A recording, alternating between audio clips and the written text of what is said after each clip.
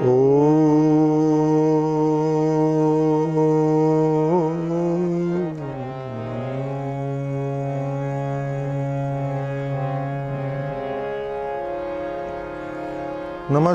रुद्रमन्यव उतोतैकवे नमः।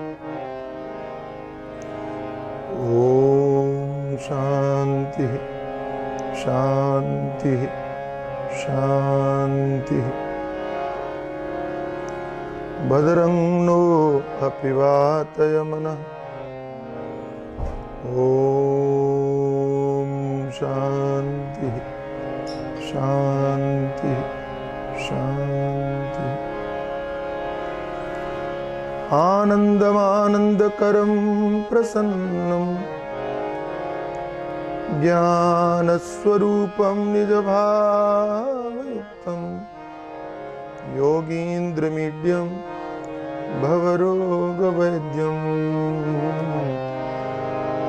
श्रीसद्गुरुं नित्यमहं नमामि।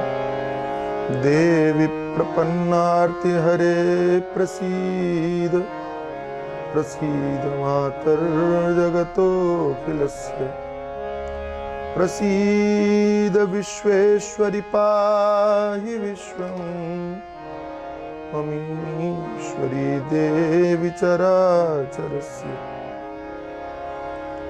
यं प्रव्रजन्तमनुपेतमपेतकृत्यं द्वैपायनो विरह कातरया जुहाव पुत्रेति तन्मयतया तरवो विनेदु तं सर्वभूतहृदयं मुनिमानतोऽस्मि।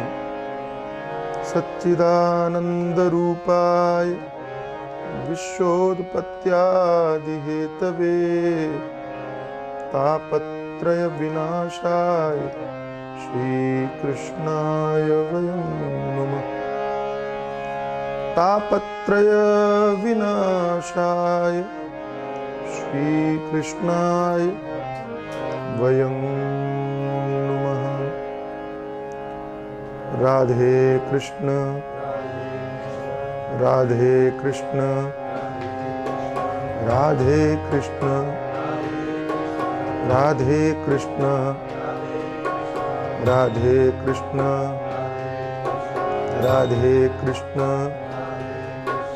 राधे कृष्ण राधे कृष्ण राधे कृष्ण राधे कृष्ण राधे कृष्ण राधे कृष्ण राधे कृष्ण।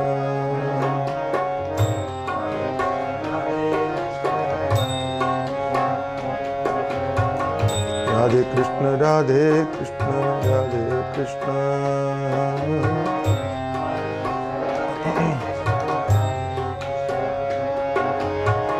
राधे कृष्ण राधे कृष्ण राधे कृष्ण।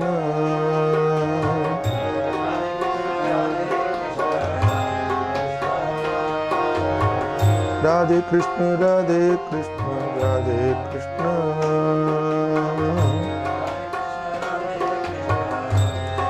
कृष्ण कृष्ण राधे कृष्ण राधे कृष्ण राधे कृष्ण।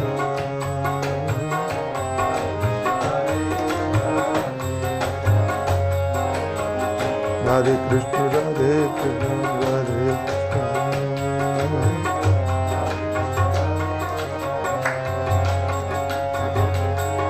राधे कृष्ण राधे कृष्ण राधे कृष्ण।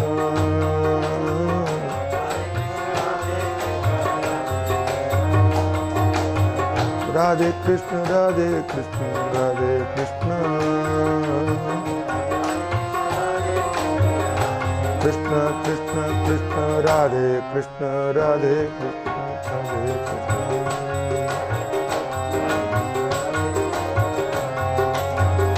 जय जय राधे कृष्ण राधे कृष्ण राधे कृष्ण।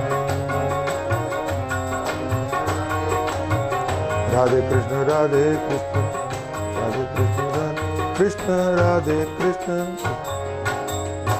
श्री राधा कृष्ण भगवान की जय। सद्गुरुदेव भगवान की जय, सच्चिदानंद भगवान की जय, सनातन धर्म की जय। नमः पार्वती पतये, हर हर महादेव।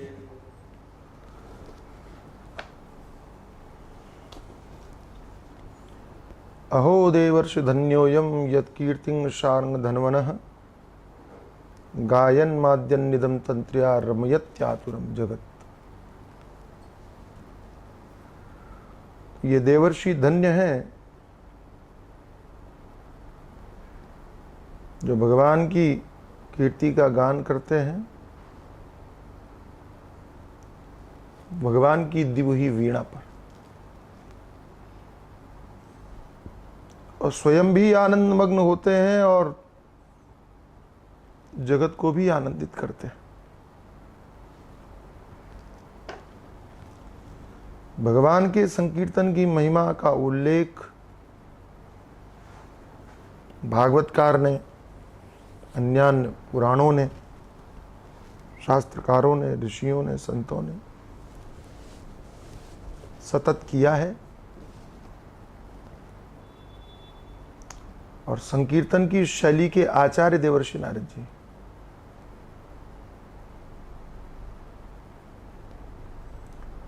भागवतकार लिखते हैं कि वे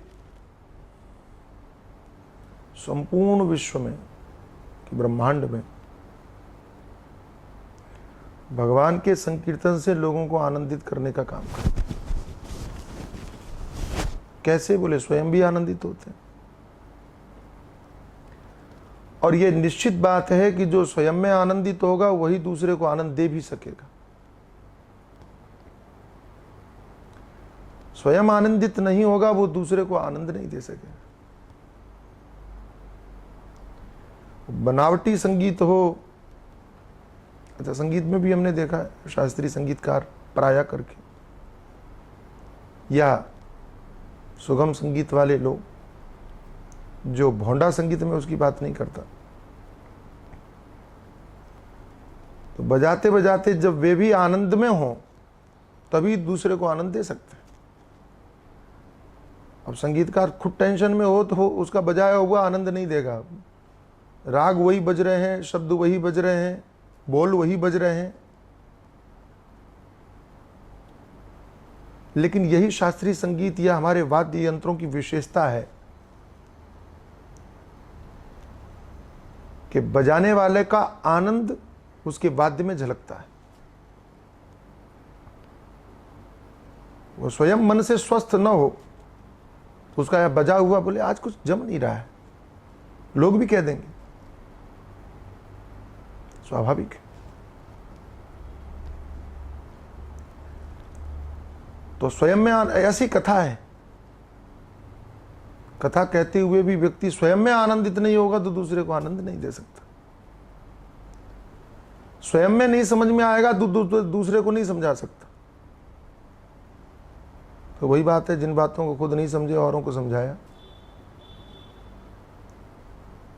ये परंपरा दिखाई पड़ती है। भगवान वेदव्यास जी को भागवत लिखने के लिए प्रेरित किया, अर्थात भागवत का उपदेश किया।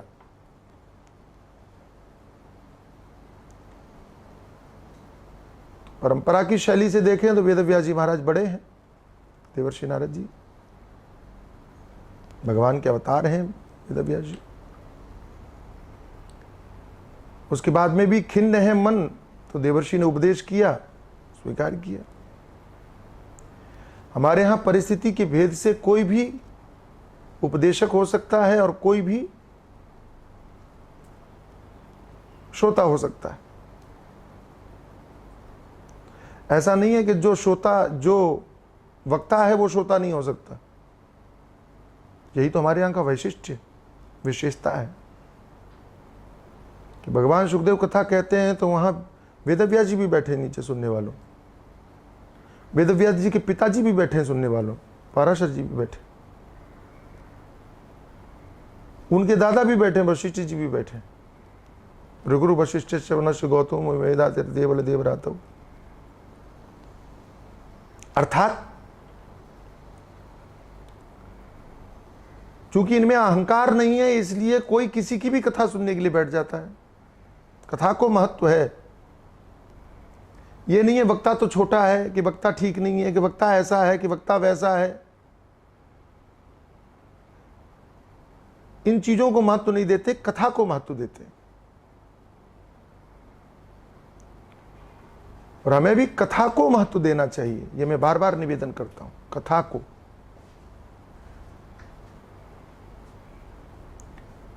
शास्त्र मर्यादा भंग न हो, बस ये ज्यादा महत्वपूर्ण है। अन्य चीजों में उलझना ठीक नहीं। तो देवर्षि नारद जी के द्वारा निर्गते नारदे सूत भगवान बादरायण श्रुतवांस तदभिप्रेतम ततः किम करोद विभु। शौनकादि ऋषियों ने पूछा कि नारद जी के जाने के बाद में भगवान वेदव्यास जी ने क्या किया। सूत जी कहते हैं, ब्रह्म नद्याम सरस्वत्याम आश्रम पश्चिमे तटे। ब्रह्म नदी सरस्वती के तट पर एक सम्याप्रास नाम का आश्रम था, और उसी आश्रम में बैठ करके वेदव्यास जी महाराज ने इस ग्रंथ को लिखना आरंभ किया। जो लोग बद्रिका आश्रम गए हैं, बद्रीनाथ, जरूर सरस्वती देवी का दर्शन करने गए होंगे, सरस्वती नदी का, क्योंकि वहीं प्रकट है, बाद में तो वो लुप्त हो जाती हैं। और वहीं व्यास गुफा भी है, वहीं पर कथा का आरंभ हुआ। अब चूंकि कथा का संबंध है, भगवान सुखदेव ने इस कथा को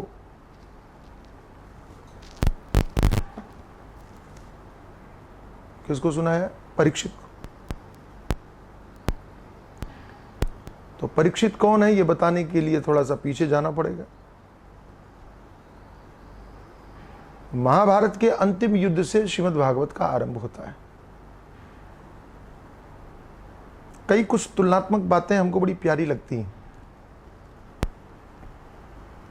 श्रीमद् भागवत में ही एकादश स्कंद का आरंभ विनाश से शुरू होता है। एकादश स्कंद,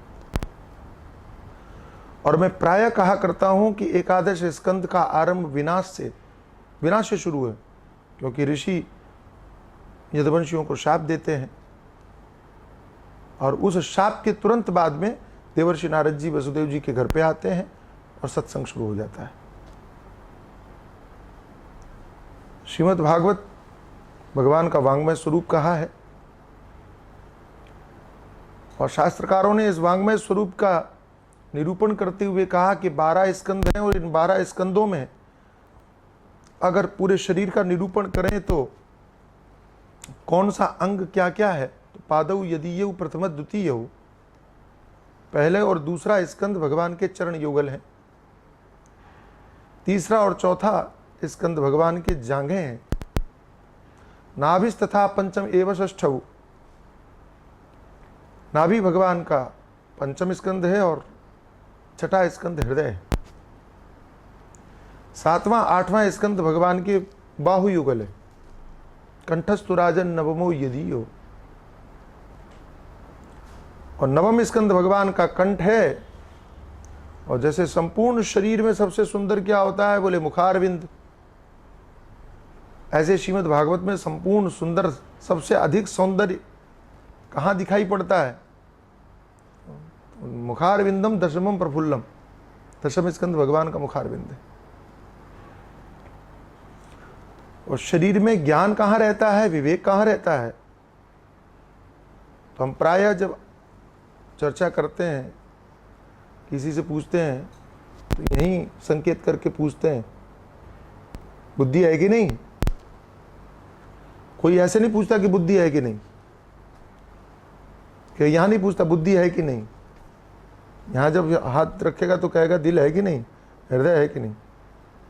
बुद्धि ज्ञान दिमाग से संबंधित बात आएगी तो ललाट स्पर्श करता है। अर्थात एकादशो यश ललाट पट्टम, तो जो ललाट है वो मस्तिष्क का प्रतीक है, और वो ललाट एकादश स्कंद है। भगवान का ज्ञान भरा पड़ा है, भगवान का ज्ञान, और भगवान का ज्ञान ही वेद है। श्रीमद् भागवत में वेद कहाँ है? तो एकादश स्कंद, ऐसा मानना चाहिए। और ब्रह्मरंध्र जो है वो द्वादश स्कंद है। इस तरह से भगवान के वाङ्मय का निरूपण किया।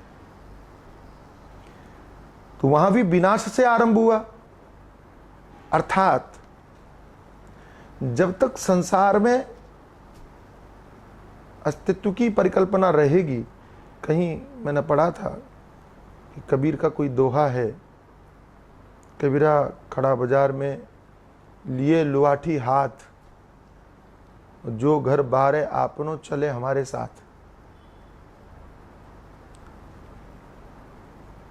एक भोले बाबा हुए, उन्होंने लिखा, जो मोक्ष तू है चाहता ब्रह्मांड पर धर आगरे। अगर तुम उस परमानंद की अनुभूति करना चाहते हो तो ब्रह्मांड पर आग रखने का साहस रखो, हिम्मत रखो, यानी सब कुछ छोड़ने का साहस रखो। श्रीमद् भागवत में ही माता देवहूति से भगवान कपिल कहते हैं, योग आध्यात्म का पुंसाम मतो निश्चेसाय में अत्यंतो परत्रियत्र दुख से च सुख से च।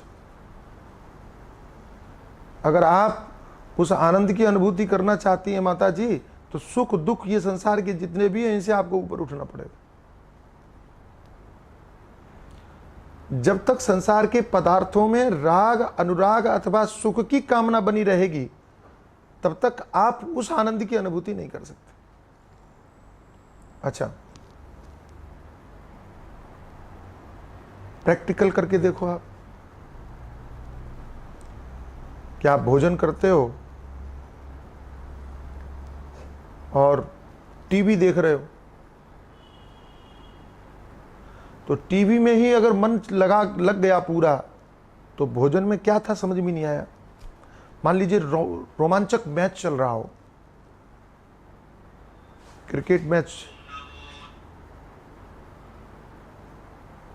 क्रिकेट मैच रोमांचक हो रहा हो,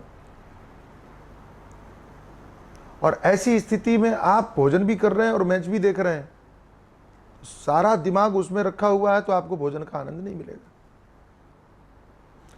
और मान लो भोजन बहुत बढ़िया है, भोजन में दिमाग चला गया, तो सामने जो देख रहे हो उसका आनंद नहीं मिलेगा। अर्थात गोपियों के विषय में सूरदास जी महाराज बड़ा बढ़िया लिखते हैं।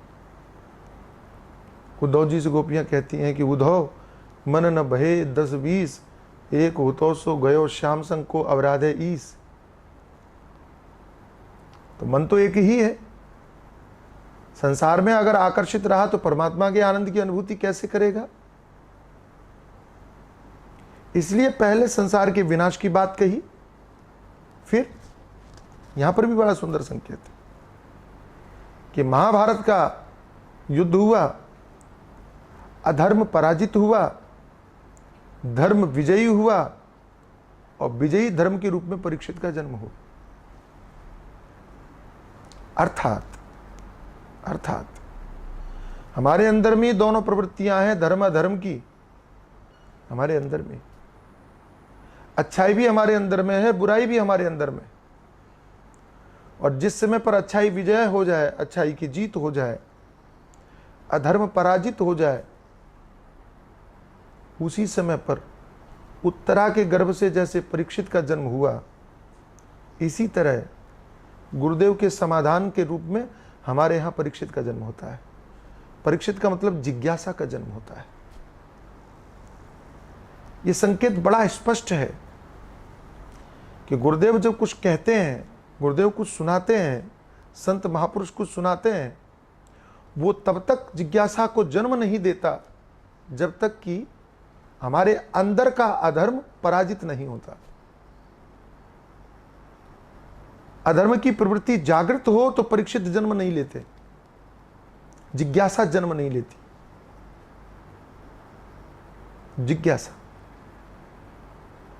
हमारे यहां वेदांत के 4 साधनों में विवेक, वैराग्य, षट संपत्ति और मुमुक्षता, ये 4 साधन है, विवेक हो, वैराग्य हो, सत संपत्ति हो, और सत संपत्ति क्या है? शम, दम, उपरति, श्रद्धा, तितिक्षा और समाधान। श्रद्धा, समाधान, तितिक्षा और मुमुक्षुता और मोक्ष की इच्छा। तो जब तक ये जिज्ञासा का भाव उत्पन्न नहीं होगा तब तक वो समझ में भी नहीं आएगा। सुनने के अधिकारी तो हम तब बनेंगे जब परीक्षित का भाव उत्पन्न हो, जिज्ञासा उत्पन्न हो। तो जब हम अपने ही अंदर के, महाभारत हमारे अंदर चल रहा है सतत, और उस महाभारत में सदगुरुओं की कृपा से, संतों की कृपा से, गुरुजनों की कृपा से अधर्म पर जब हम विजय प्राप्त कर लेते हैं, तब उत्तर से, समाधान से जो सुन रहे हैं उससे हमारे अंदर में और परमात्मा को जानने की अभिलाषा उत्पन्न होती है। आप ध्यान रखना, जिज्ञासा का अर्थ है जानने की इच्छा। सच पूछो तो अभी हम भगवान के विषय में जानने की इच्छा नहीं करते। जब तक हमारे अंदर का अधर्म जागृत है, पाप जागृत है, तब तक संसार की उलझनों से ही हम नहीं निकल पाते। और हम प्रायः कह भी देते हैं कि महाराज ये भगवान तो बड़ी दूर कीजिए, अभी तो हम दुनिया से इन्हीं झंझटों से नहीं निकल पाए। कई लोग तो बोल भी देते हैं हम रोटी का इंतजाम करेंगे, भगवान को जानने की कोशिश करें। महाराज ये ऐसा है, वैसा है, वो दुनिया भर की बात। कुछ तो अति कर देते हैं और अति करते हुए कहते हैं कि भगवान का भजन पेट थोड़ी भरेगा। और मुझे क्षमा करना, विनम्रता पूर्वक आपसे निवेदन करता हूं कि मनुष्य पेट भरने के लिए ही मनुष्य नहीं है, पेट तो पशु भरते हैं। और मैं पुनः आपसे निवेदन करूं कि हमारे वामपंथियों ने हिंदू जनमानस के अंदर में एक बहुत बुरी बात जो घर में बिठा दी, वो यही थी, रोटी, कपड़ा और मकान। तुमको सीमित कर दिया कि तुम इसी में सीमित रह जाओ। हमने उसी को महत्व देना बंद कर दिया। दूसरे मतावलंबी, पंथावलंबी, संप्रदायावलंबी, मजहबी आदि, उन्होंने रोटी, कपड़ा, मकान को महत्व नहीं दिया, उसके लिए प्रयत्नशील रहे। महत्व दिया धर्म को, मजहब को, अपनी आस्था को, अपनी निष्ठा को। इसलिए उनका वो जो मजहब और रिलीजन था वो फैलाव करता चला गया, बढ़ता चला गया। हमारे भाई श्री रमेश भाई ओझा ने बहुत बढ़िया बात कही, सुनने वाली बात, समझने वाली बात कही कि किसी एक ब्रिटिश पत्रकार ने एक रिसर्च किया और पूछा, सवाल उठाया कि सबसे प्राचीन धर्म हिंदू धर्म, सबसे प्राचीन, क्योंकि विज्ञान भी ये मानता है कि ऋग्वेद हमारे यहाँ सब उपलब्ध साहित्य में सबसे प्राचीन ग्रंथ ऋग्वेद है, ये मानते हैं लोग। हालांकि ये लोग ऋग्वेद का जो कार्यकाल है वो 5000 वर्ष पुराना मानते हैं। मैं उससे सहमत नहीं हो पाता हूं, लेकिन उनका अपना आकलन इसलिए सही है क्योंकि लिखित रूप में 5000 वर्ष ठीक है। हमारे यहाँ पहले लिखने की परंपरा ही नहीं थी, सुनने की परंपरा थी, इसलिए होती है। तो सुनने की परंपरा के आधार पर तो उसका कार्यकाल कोई जान ही ना सकेगा कि कितना प्राचीन था, लेकिन जो ग्रंथ उपलब्ध है उसके आधार पर वो सबसे प्राचीन ग्रंथ है। तो सबसे प्राचीन होने के बाद में भी तीसरे नंबर का विश्व में धर्म क्यों है? हालांकि मैं आपको एक बात कह दूं कि सैकड़ों वर्ष गुलाम रहने के बाद भी, पहले मुगलों के गुलाम रहे, फिर अंग्रेजों के गुलाम रहे, और उसके बाद में भी इस विश्व में सनातन हिंदू धर्म तीसरे नंबर का है। इस पर भी मुझे बड़ा आश्चर्य है।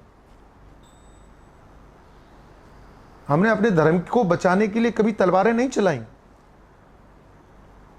अपने धर्म को बचाने के लिए हमने कोई युद्ध नहीं लड़ा, धर्म को बचाने के लिए, ध्यान रखना आप, न बचाने के लिए न फैलाने के लिए। उसके बाद में भी हम विश्व में तीसरे नंबर पर हैं, ये चकित करने वाली बात है। लेकिन संदर्भ ये नहीं है, संदर्भ दूसरा है। तो उस ब्रिटिश पत्रकार के रिसर्च ने एक बात रखी कि विश्व का सबसे प्राचीन धर्म होने के बाद में भी हिंदू धर्म दुनिया का तीसरा धर्म क्यों है, संख्या की दृष्टि से तीसरे नंबर पर क्यों है, पहले ईसाई फिर मुस्लिम इस्लाम, तीसरे नंबर पर हिंदू। तो उसने कहा क्योंकि हिंदू धर्म के प्रति कट्टर नहीं होते, हम पालन करने के लिए कट्टर नहीं होते। और देश की स्वतंत्रता के बाद में ये थोड़ी सी बीमारी और बढ़ गई। पहले तो धर्म के प्रति लोगों की भावना थी, स्वतंत्रता के बाद में रोटी कपड़ा मकान और महत्व देने लगे, धर्म की महिमा के प्रति महत्व कम हुआ। खैर, तो मेरा निवेदन केवल यही था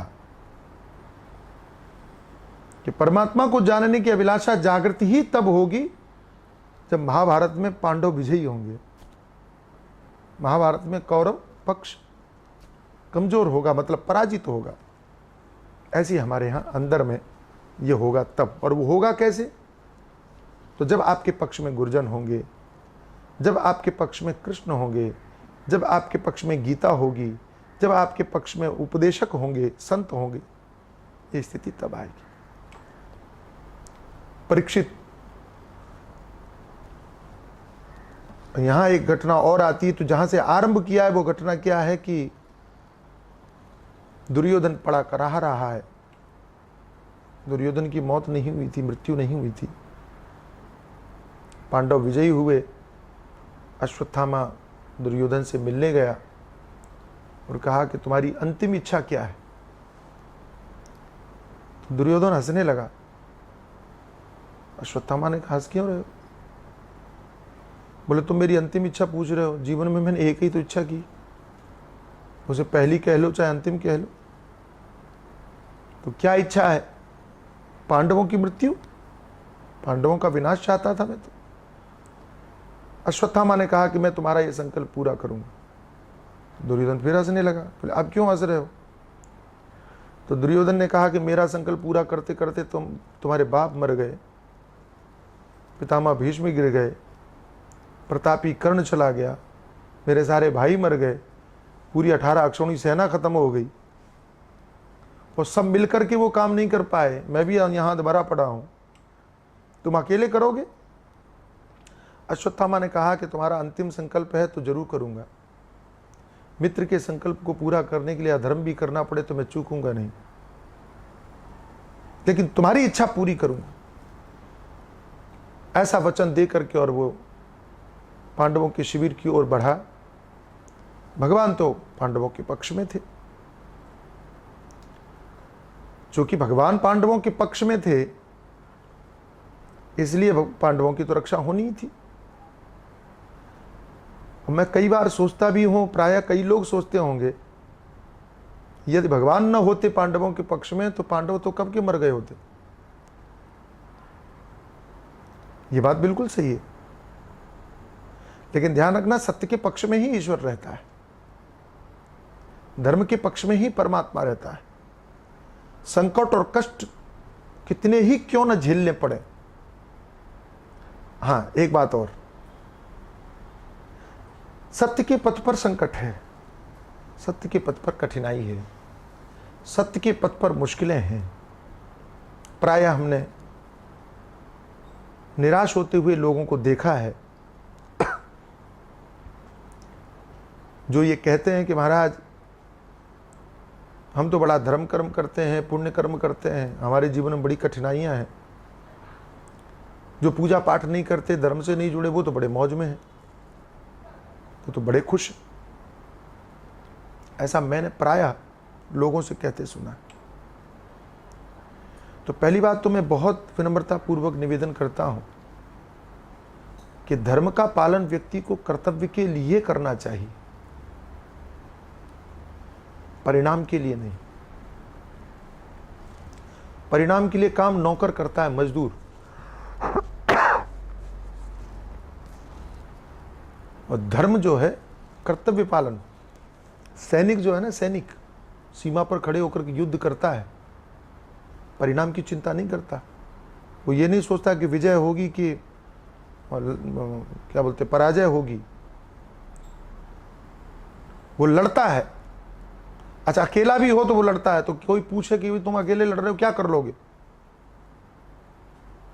जीत जाओगे क्या?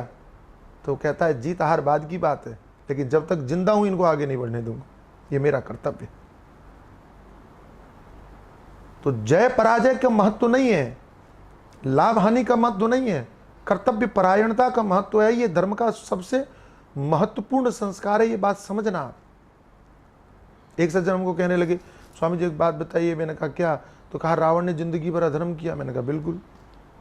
तो कहा रावण तो जिंदगी भर मौज मस्ती से रहा, सोने की लंका में रहा, सुखी जीवन में रहा, पाप करता रहा, अंत में भगवान ने मार दिया, मोक्ष हो गया। इससे बढ़िया जिंदगी क्या हो सकती है? हम यहाँ धर्म कर्म करते रहे, हमें क्या मिला? कुछ नहीं। तो हमने कहा तुम भी रावण बन जाओ, कौन मना कर रहा है? रावण बनने की मनाही तो नहीं है हमारे यहां, किसी ने हाथ तो नहीं पकड़ा है कि भैया तुम रावण मत बनना, स्वतंत्र हो। अच्छा, आप आश्चर्य करेंगे, ये स्वतंत्रता हमारे शास्त्रों ने दी है कि तुम जो बनना चाहो बन जाओ। हमारे शास्त्र ये कभी कहते ही नहीं है कि तुम ये मत बनो। हमारे शास्त्र एक ही काम करते हैं, क्या? अच्छा करोगे तो ऐसा मिलेगा, ऐसा होगा परिणाम, बुरा करोगे तो ऐसा होगा परिणाम। परिणाम दिखा देते हैं, निर्णय आपका है। आप चौराहे पर खड़े हुए पुलिस वाले से पूछें कि भाई ये सड़क कहां जाती है, ये सड़क कहां जाती है, तो शायद वो बता दे। हालांकि सड़क नहीं पूछनी चाहिए, आपको कहां जाना है वो पूछना चाहिए, लेकिन मान लो पूछ लिया आपने तो वो बता देगा कि ये अहमदाबाद जाती है और ये नासिक जाती है। अब जाना कहां है वो तुम जानो। जिससे पूछा है वो आपको ये नहीं कहेगा कि आप इस पर चलो, तुमको कहां जाना है। अब मालूम पड़ा कि हमको दिल्ली जाना है और हम बिना पूछे किसी भी ट्रेन में बैठ गए, तो गलती तो हमारी है। अब संयोग से क्या हुआ कि जाना था दिल्ली और सामने 3 ट्रेनें खड़ी थी, 2 बड़ी सुंदर लग रही थी और जो दिल्ली वाली ट्रेन थी वो तो पुरानी पुरानी सी लग रही थी, थोड़ी देखने में ठीक नहीं लग रही थी। तो हम जाके बढ़िया चमकदार ट्रेन में बैठ गए। पहुंचोगे कहाँ? तो देखने में भले ही चमकदार लग रही थी, लेकिन वो दिल्ली नहीं पहुंचाएगी, वो वहीं पहुंचाएगी जहां वो जाती है। अब आप कहो कि देखो वो चमकदार ट्रेन में बैठा है, वो तो दिल्ली नहीं जा रहा है, फिर भी चमकदार ट्रेन में बैठा है। अरे वो उसको नरक में जाना है तो उसको तुम कैसे रोक सकते हो? भले ही चमकदार हो। लेकिन आपको दिल्ली जाना है, आपने पूछा दिल्ली की ट्रेन कौन सी है, आपको पता चल गया है दिल्ली की ट्रेन ये है, तो आप ट्रेन चमकदार भले ही ना हो, सुंदर भले ही ना हो, देखने में अच्छी ना हो, लेकिन आप उसी में बैठेंगे क्योंकि आपको यात्रा वहां करनी है। एक बात, ये तो उदाहरण समझाने के लिए। दूसरी, मैं बहुत प्राय ये बात कहता हूं कि आपने कभी नदी तैरते हुए व्यक्ति को देखा है? पार करते हुए, तैरते हुए, तैर करके पार करते हुए। तो आपने देखा होगा, आपको तैरना आता है तो आपने किया भी होगा कि जो व्यक्ति नदी तैर करके पार कर रहा है उसको बड़ी मेहनत करनी पड़ रही है, हाथ पांव चलाना पड़ रहा है लगातार। ध्यान रखना, लगातार। 1 सेकंड भी अगर वो अपनी प्रयास छोड़ दे तो डूब जाएगा, नीचे चला जाएगा। लगातार मेहनत करनी पड़ रही है उसको उस पानी से पार होने के लिए, ठीक है? तो वो तैर रहा है। दूसरी तरफ उसी नदी में एक लाश है, वो मेहनत कर रही है तैरने के लिए, वो अपने आप तैर रही है।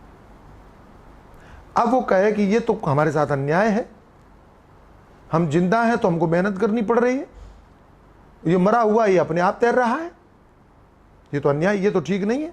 हमसे कहा, कोई पूछे हमसे कि ये तो मरा हुआ है, ये तो अपने आप तैर रहा है, हम तो बड़ा परिश्रम कर रहे हैं जिंदा होकर के, ये जीने क्या मतलब है? तो हमने कहा तुम परिश्रम नहीं करना चाहते? बोले नहीं। तो हमने कहा तुम भी मर जाओ,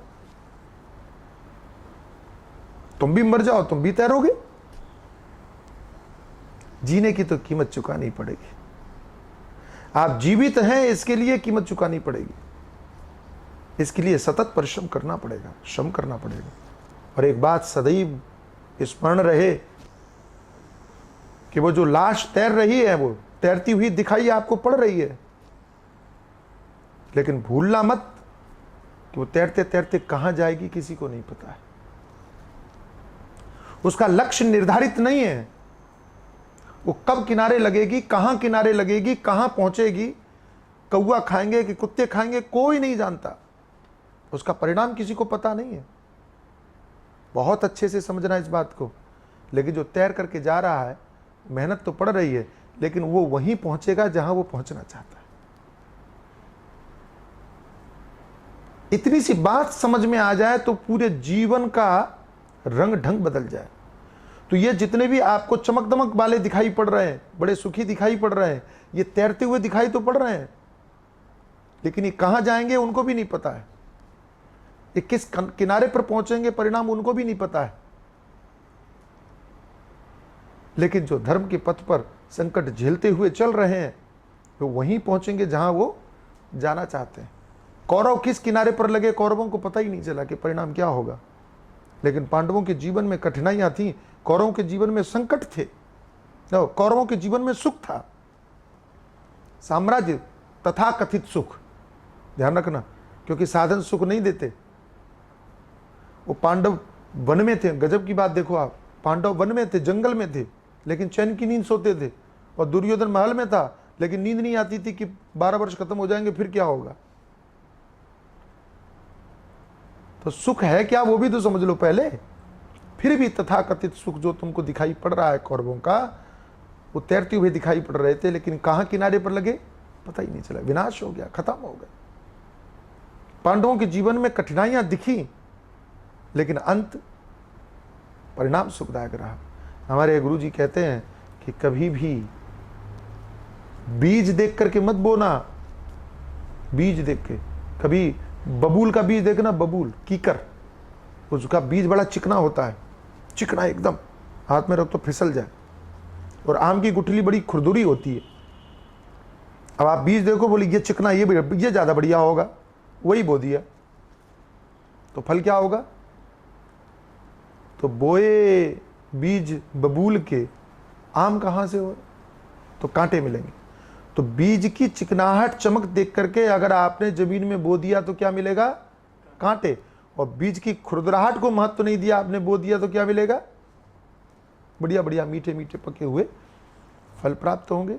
ऐसे ही कर्म कौन सा करने में आसान है, सरल है, ये मत ध्यान देना, उसका परिणाम क्या है वो ध्यान रख करके कर्म करना। सदैव परिणाम देखो, इससे होगा क्या, सदैव इस बात को, कोई कहे ये कर्म करो, करेंगे, परिणाम क्या है इसका। चोरी करने के लिए कोई कहे चोरी करो, क्या होगा, पैसा मिलेगा, ठीक है पैसा तो मिलेगा, लेकिन होगा क्या, पकड़े गए तो। इसका जवाब कोई नहीं ढूंढता। बोले पकड़े थोड़ी जाएंगे, अरे पकड़े नहीं जाएंगे, लेकिन पकड़े गए तो, बोले तो जेल होगी, तो भैया राम राम, हमको यही ठीक है, दाल रोटी ठीक है। अधर्म में प्रवृत्त होने से परिणाम पहले देखो कि परिणाम क्या हो। परिणाम देख करके ही कर्म में प्रवृत्ति होनी चाहिए। हमारे गुरु तो हमेशा कहते हैं, लड़ाई के लिए आदमी मारे जोश में आ जाता है, उठा लाओ बंदूक, होगा तो देखा जाएगा। गुरु जी कहते हैं ना, पहले देख लो क्या होगा फिर उठाओ बंदूक। बंदूक उठा लोगे और किस मार दिया गोली और तुम जेल में हुए कि तुम्हारी मौत होगी, तो देखेगा कौन फिर। तो कुएं में गिर पड़ो, होगा तो देखा जाएगा, गिर पड़ोगे देखेगा कौन, पहले ही देख लो गिरने के बाद में होगा क्या। परिणाम देख करके कर्म करो। तो पांडव विजयी हुए, पांडवों का परिणाम सुखद रहा, कठिनाई तो जरूर हुई। और क्यों विजयी हुए, क्योंकि भगवान पक्ष में थे। ठीक, अब अश्वत्थामा ने निर्णय किया कि हम इनको मार डालेंगे। शिविर में वो भगवान ने तो पहले ही बदलवा दिया, क्योंकि द्रौपदी के 5 पुत्र उसमें सुला दिए। द्रौपदी के 5 पुत्र शापित पुत्र थे, संयोग से उन्होंने जन्म लिया था, उनको तो मरना ही था। इसलिए शाप से मुक्त होने के लिए तो वो सुला दिए शिविर में। और अश्वत्थामा को पता नहीं था, 5 पुत्रों के, द्रौपदी के पुत्रों के सिर काट लिए। दुर्योधन के पास में गया, दुर्योधन दुखी होकर के मर गया, क्योंकि समझ में आ गया ये तो द्रौपदी के पुत्र हैं, पांडव तो मरे नहीं, तुमने हमारे कुल का विनाश और कर दिया। ऐसा सोच करके दुर्योधन मर गया। द्रौपदी को पता चला, अब बड़ा विलाप दुख हुआ, सोते हुए पुत्र मारे जाएं तो भैया कौन दुखी ना हो। यहाँ तो एक पुत्र मारा जाए तो आदमी को दुख होता है। यहाँ तो 5 पुत्र, द्रौपदी का विलाप हुआ। विलाप को देख करके अर्जुन ने प्रतिज्ञा की कि तुम दुखी मत हो, और जिसने भी तुम्हारे पुत्रों को मारा है उसका सिर काट करके तुम्हारे कदमों में रख दूंगा। अब जोश में बोल गए, तो जोश में कभी होश नहीं खोना चाहिए, ये कहावत आपने सुनी होगी। तो उस जोश के कारण इन्होंने प्रतिज्ञा कर ली। तो आवेश में कभी प्रतिज्ञा नहीं करना, वचन नहीं देना चाहिए। आवेश में, क्रोध में भी, प्रसन्नता में भी, दोनों ही आवेश गलत है। ये बोल गए, अर्जुन ने प्रतिज्ञा की। पता चला अश्वत्थामा ने ऐसा किया, भगवान को सारथी बनाया, अश्वत्थामा का पीछा किया। अश्वत्थामा ने अपने प्राण रक्षा के लिए ब्रह्मास्त्र का प्रयोग किया। देखो विचित्र बात, देखो। इसलिए शास्त्रकार कहते हैं कि कौन सा अस्त्र किसको देने का अधिकार है, कौन सा मंत्र किसको प्राप्त करने का अधिकार है, कौन सा तंत्र किसको प्राप्त करने का अधिकार है, लोग विश्लेषण नहीं करते। मैं पुनः निवेदन करता हूं कि हमारे सनातन हिंदू धर्म में एक प्रवृत्ति जो आजकल देखने को मिल रही है वो थोड़ी दुखद है। वो प्रवृत्ति क्या है? वो एक प्रवृत्ति है कि हम लोग केवल लड़ने का मौका ढूंढते हैं, समझने का प्रयास नहीं करते। किसी ने कह दिया कि इस मंत्र में उनका अधिकार नहीं है तो हम तुरंत लठ निकाल लेते हैं। क्यों अधिकार नहीं है? हम समान नहीं है क्या? हम फलाने नहीं है क्या? हम ढिमक। अरे मेरे भाई, पहले आप बात तो समझो, पहले आप तथ्य तो समझो, पहले आप उस पूरे प्रकरण को तो समझो। अच्छा एक बात बताइए, और आप सोचिए कि प्रधानमंत्री ने किन्हीं अधिकारियों के साथ में, सेना के अधिकारियों के साथ में मीटिंग की, तो वो जो मीटिंग वाली बातें थी वो किसको जानने का अधिकार है? सबको या उन्हीं अफसरों को?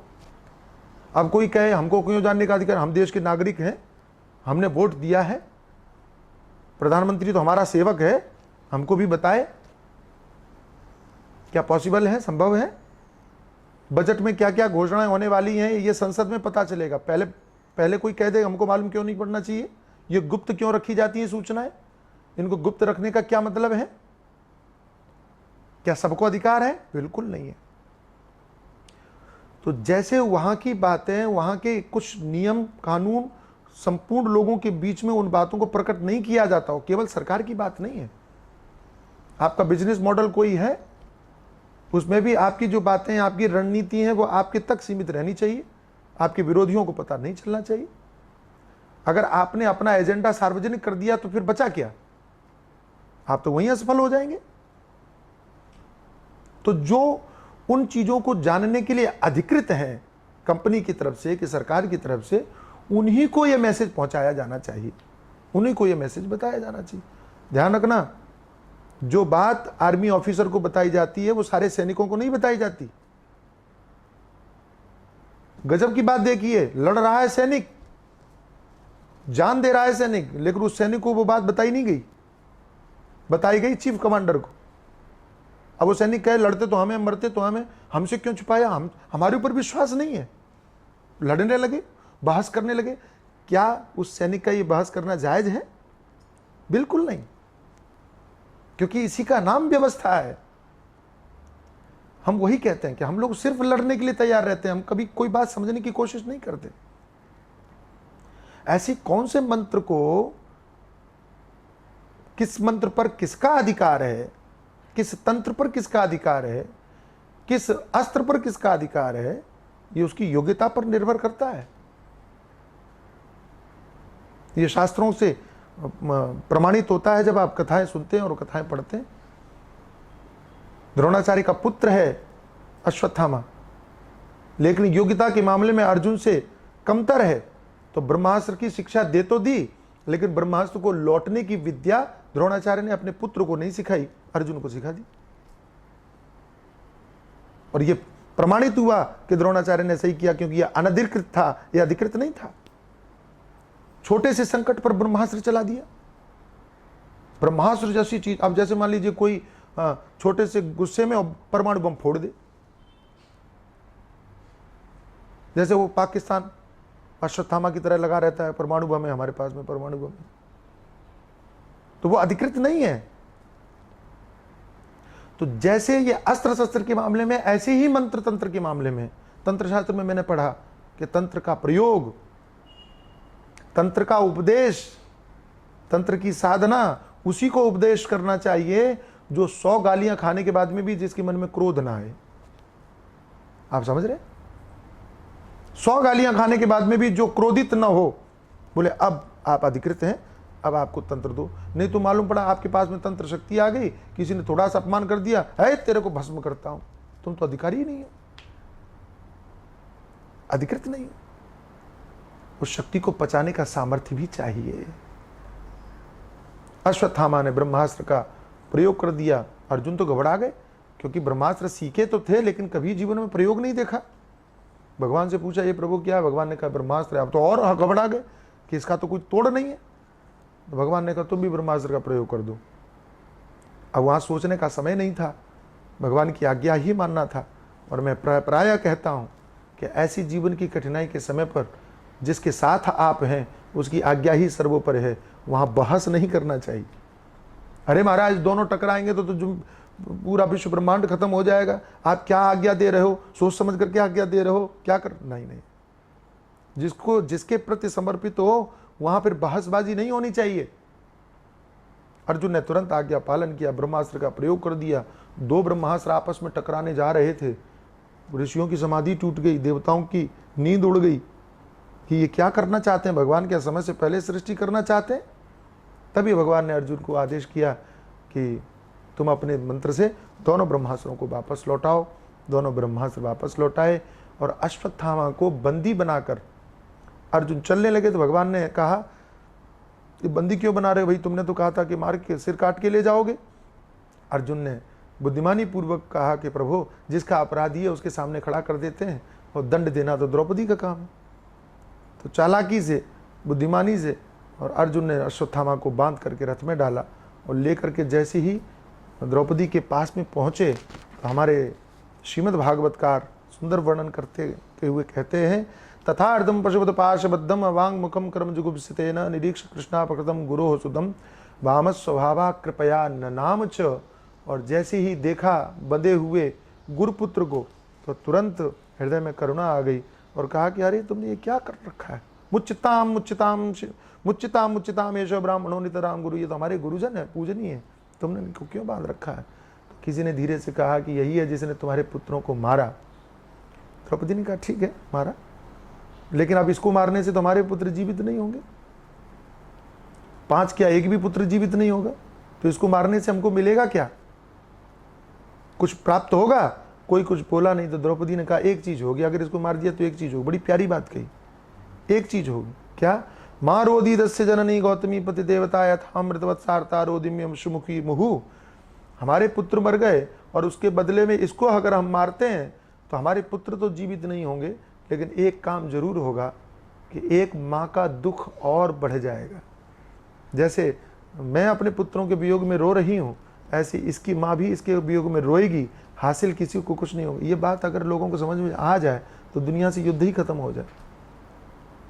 जो बदले की आग में परिवार में लोग एक दूसरे का खून पीने के लिए मरते हैं, ये बात समझ में आ जाए तो युद्ध ही खत्म हो जाए, छोड़ दो इनको। सभी लोग बड़े प्रसन्न हुए, भीम को पसंद नहीं आया ये निर्णय, और भीम ने तो कहा कि ये गुरुपुत्र है, ये ब्राह्मण पुत्र है, आप लोगों को याद है, लेकिन इस दुष्ट को स्वयं याद नहीं रहा।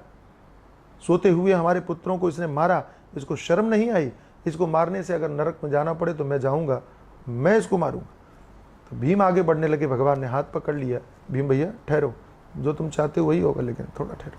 अर्जुन से कहा, अर्जुन तुमने तो प्रतिज्ञा की थी द्रौपदी से कि जिन्होंने तुम्हारे पुत्रों को मारा है और उसके संतान उसको उसका सिर काट करके तुम ले आओगे। तो क्षत्रिय अगर प्रतिज्ञा पूरी न करे तो उसको दोष लगता है, आत्महत्या का दोष लगता है, इसलिए जाओ वचन पूरा करो। क्या हुआ कल बताएंगे। सदगुरुदेव भगवान की जय।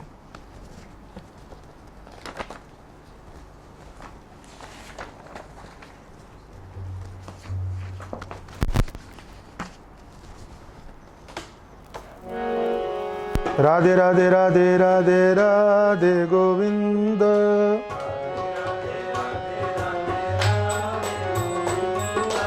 राधे राधे राधे राधे राधे गोविंद।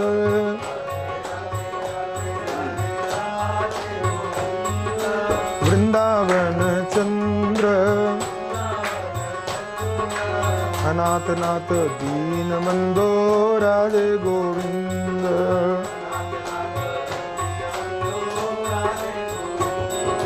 राधे राधे राधे राधे राधे गोविंद।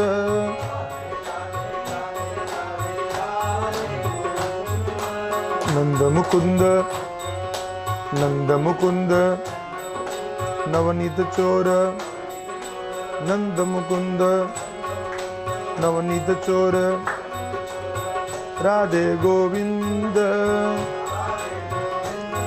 हे राधे राधे गोविंद। हे राधे राधे राधे राधे राधे गोविंद।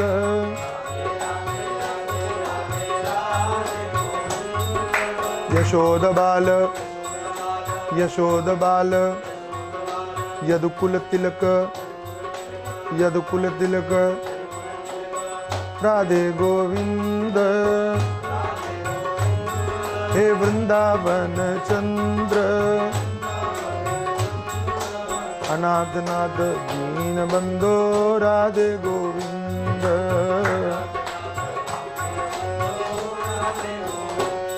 गोविंद राधे माधवा गोपाल राधे केशवा।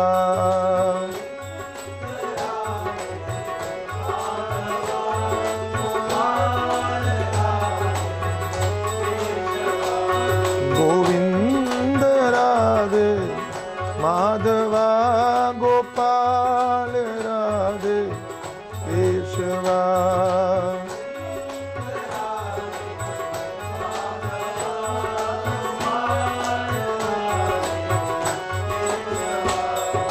राधिका मनोहरा मदन गोपाला दीन वत्सला राज गोपाला गोपाला।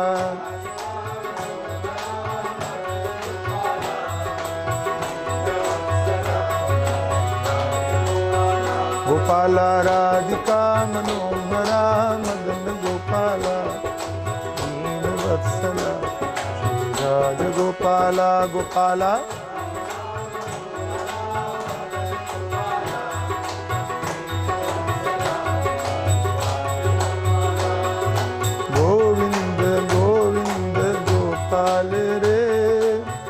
भज मन राधे गोविंद।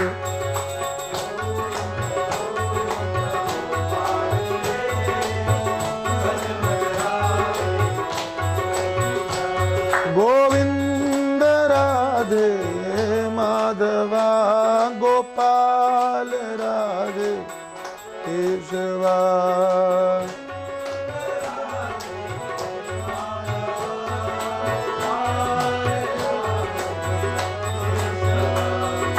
राधिका मनोहरा मदन गोपाला दीन वत्सला श्री राज गोपाला गोपाला।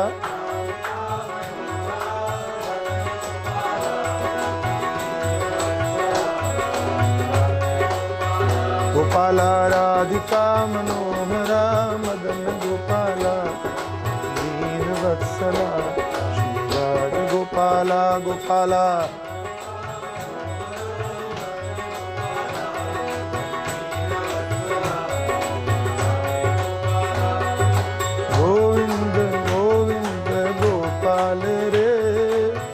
भज मन राधे गोविंद।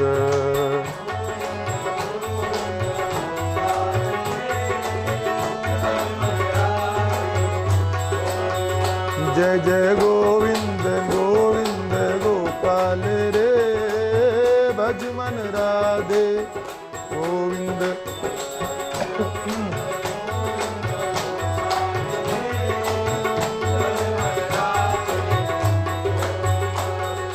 राधे गोविंद राधे गोविंद, राधे गोविंद, जय राधे गोविंद, जय राधे गोविंद, जय राधे गोविंद, जय राधे गोविंद। श्री राधा गोविंद भगवान की